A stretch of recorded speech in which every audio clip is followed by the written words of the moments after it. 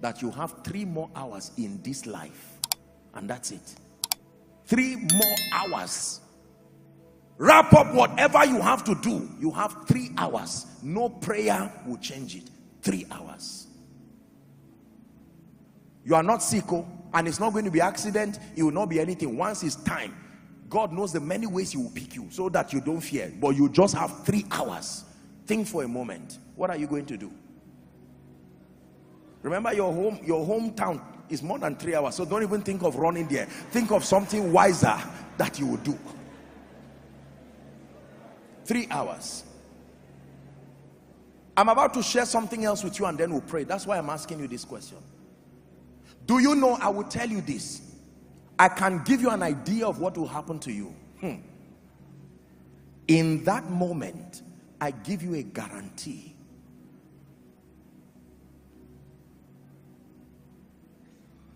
Nothing else matters.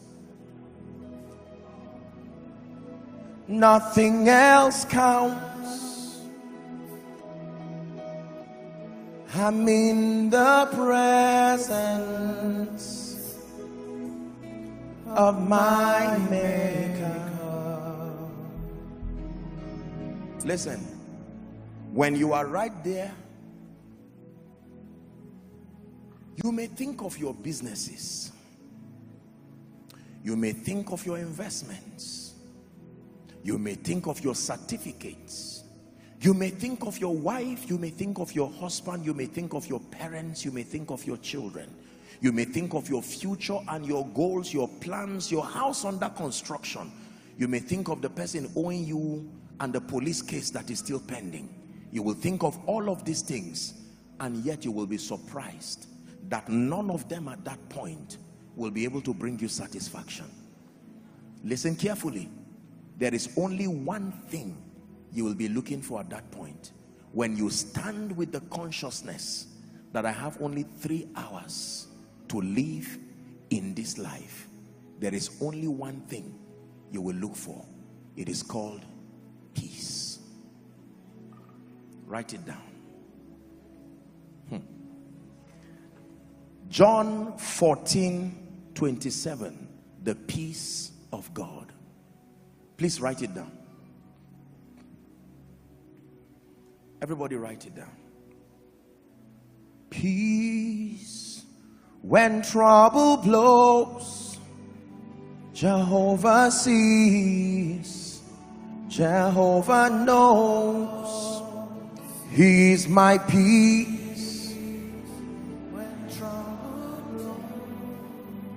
Jehovah sees. Jehovah knows. Do you know? Remember, 3 hours to end your life, and yet it is not another degree you want. It is not another political office you want. 3 hours. It is timing. By now it will be less than the 3 hours. It is not whether you like it or not. Non-negotiable. 3 hours. Then you will now have the wisdom to look for what you would have spent your entire life really looking for. The thing you are looking for at the point of death is what you should find first in your life and have the privilege of enjoying it. Because I will tell you, in that security, in that variety, in that significance, in that acceptance, in that sense of growth, in that sense of achievement, all of them are various ways of saying the same thing. This is one thing you are looking for: peace.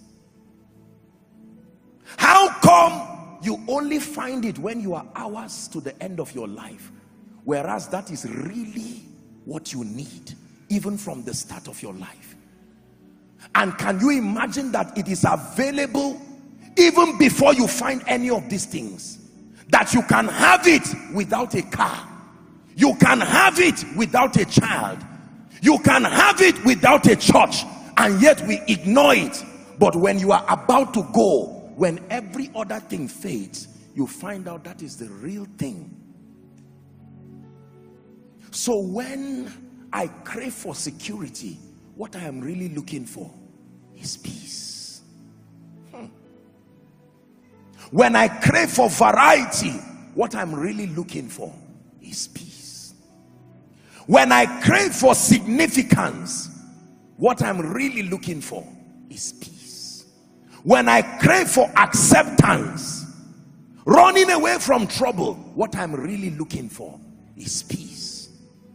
When I crave for growth, what I'm really looking for is peace. I know you won't believe it if I tell you the reason why you are running around with your CV is that you are looking for peace. You will say, Apostle, you are wrong. I'm looking for a job. You are right in your lifetime. But back to my story, few minutes to the end of your life, you would discover that what you were really looking for was not a job. That what you are looking for is not a travel abroad or a second citizenship.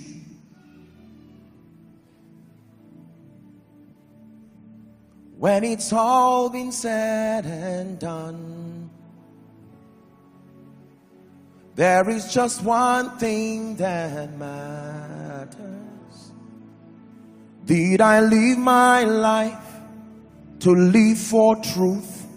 Did I live my life for you? When it's all been said and done, all my treasures will mean nothing. Only what I've done for love's reward will stand the test of time. Lord, your mercy is so great that you look beyond our weakness and find precious gold in married clay, turning sinners into saints. And I will always sing your praise here on earth and ever after. For you've shown me heaven's my true home. When it's all been said and done, you're my life when life. John 14 and verse 27. Listen to what Jesus the wise has to tell you. Dear one who has been given the gift of life, peace I live with you.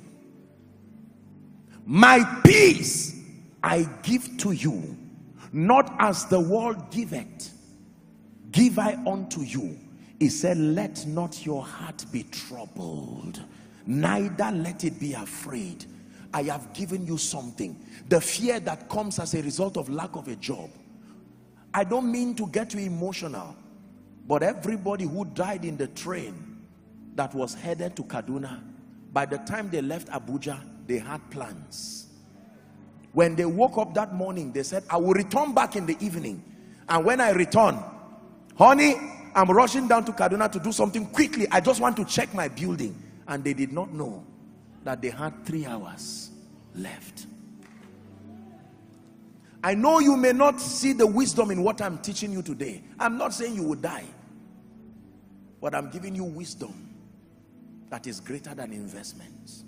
Wisdom. Can I tell you this?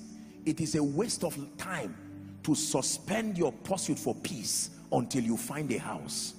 It is a waste of time to suspend your pursuit for peace until you have children.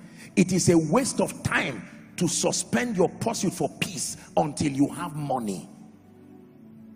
None of those things have the power to give you peace. I can tell you. They may carry with them expressions of conveniences that may minister security, may minister variety, but security, variety, significance, love and acceptance, growth and advancement, impact and contribution are psychological ways of looking for the same thing, peace. Jesus said, I've given it to you. I don't give you when you finish your degree. I don't give you when you finish your master's. I don't give you when you finish your PhD. I don't give you when you become a professor. I don't give you when you are 60 years. Right where you are, before you even start your journey, you can carry the peace of God. When you find a house, is just an added advantage, but peace is there. Even if the house goes, your peace remains. As God grants you children, you are celebrating the children and dancing, but not without your peace. Can I tell you, no matter what you lose, you did not lose if what you have left is peace. But no matter what you gain, hear me, you really lost if you lost your peace on the way. Many of you start with that gift of peace. You throw it away to look for a wife. You throw it away to look for a husband. You throw it away to look for a job. You throw it away to look for ministry increase. At the end of it, watch what you have. Children, a name, a private jet, money in your account in various currencies, a political position, titles, qualifications, no peace. Where did you keep it? And you find out that you left it in 1980. You threw it when you began your journey looking for other things. And at the end of your life, you will say, house, give me fulfillment. And house says, not my assignment. Degree, give me fulfillment. It is not my assignment. All of them will say, my assignment is only to give you success. Once we help you to become successful, our mission is finished in your life. What then gives me fulfillment? Peace. Hear me. The only thing that can give you fulfillment in your life is the peace that comes with knowing that you have lived your life effectively, serving the purposes of God and being a blessing to humanity. Philippians chapter 4 and verse 7. Philippians chapter 4 and verse 7. And the peace of God, which surpasseth all understanding, it says, shall keep your heart and your minds. When you read the preceding verse, verse 6, it says, be anxious for nothing. Anxiety. Nigeria, please look at me. There is such anxiety right now. I want to make it. I want to make sure that things work. And I assure you, by God, God is more interested in your success than you are even interested. The God that we serve is more determined, except that we have been given a wrong narrative that things give success and they also give fulfillment. I am here to tell you by the authority of scripture and the wisdom of those who have gone before us, that the limit of everything you ever have in your life is the realm of success. When you pass the realm of success, only one thing is qualified to pass with you: your peace. And if you throw it away looking for the other tokens of success, a rude shock will be waiting for you at the end where that line is drawn. My peace I give to you. Let me tell you this, and I submit to you by the God of heaven. I thank God for everything that he has done in my life, and I thank God for all of you and our global family who have contributed to helping this life attain some level and some measure of success. But I thank God because I learned early. Ministry is powerful. It reveals Jesus, but on its own, as an art or an occupation, does not give you peace. I can tell you, traveling around the world, I don't care whether you go with first class, business class, private jet, it will not give you peace. The same weather will shake every plane. It doesn't matter where you are seated. The plane the space in a first class, business class, economy, if the weather shakes it, the whole plane will shake. If that plane crashes, everybody there will crash.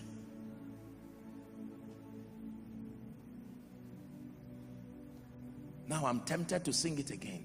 There are thrones, there are kingdoms, there are mountains and there are thrones. Only Yeshua will reign forever. To his kingdom there'll be no end. One more time. There are thrones, there are kingdoms, there are mountains, and there are only Yeshua will reign forever. To his kingdom there'll be no end. Please write this down. Aside from your relationship with Jesus Christ, aside from your family, and aside from your assignment, nothing else is a do or die affair. Write it down. Aside from your relationship with Jesus, aside from your family, and aside from your assignment, absolutely nothing else is a do or die affair. Listen carefully, don't be distracted. Aside from your relationship with Jesus, aside from your family, aside from your assignment, there is absolutely nothing else in this life that is a do or die affair. Why are you allowing the issue of the job to kill you? Are you that cheap to give it the power to kill you? Why are you allowing the fact that you were not recognized in an occasion? This thing happened January until now. You have developed, you are almost sick because your ego was stung. So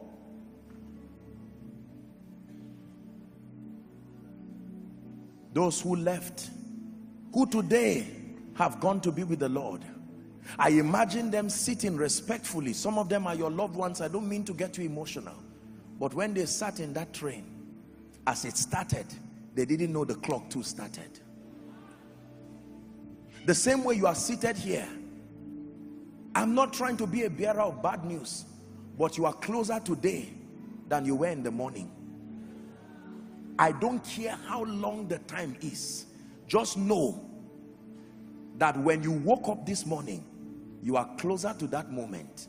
Believe it, cast it, say in Jesus' name, I don't agree, safe journey. I can assure you by the God of heaven, by the time you wake up tomorrow morning, among the many things that you remember, it is -1 day to that moment. So when you are fighting and dragging for your ego, let wisdom stand in between to separate you and say, there is no time for this. Remember what you should not lose. Lose the business, but don't lose peace. Lose whatever, but don't lose peace. Remember the wisdom of a dying man. Money will not do you much at that time. It does not give fulfillment. So as you begin your journey and as you explore everything you are trying to explore, look up please. There is a kind of desperation many of you are giving life that will end up hurting you. It's an unnecessary desperation. There are the things that matter. The chiefest among them is peace. Tie it around you. No matter what happens, refuse to let your peace go. And at the end of your life, you will find out that peace brought you houses. You will find out that peace brought you certificates, but you will wave them at the gates of success, and peace will escort you gallantly into the realm where only few ever get to. It's called the realm of fulfillment. You will stand there with joy, knowing you have lived your life effectively, serving the purposes of the kingdom. And whether he comes to meet you or you go to meet him, you can wave earth goodbye with joy, because it's the same peace that goes with you.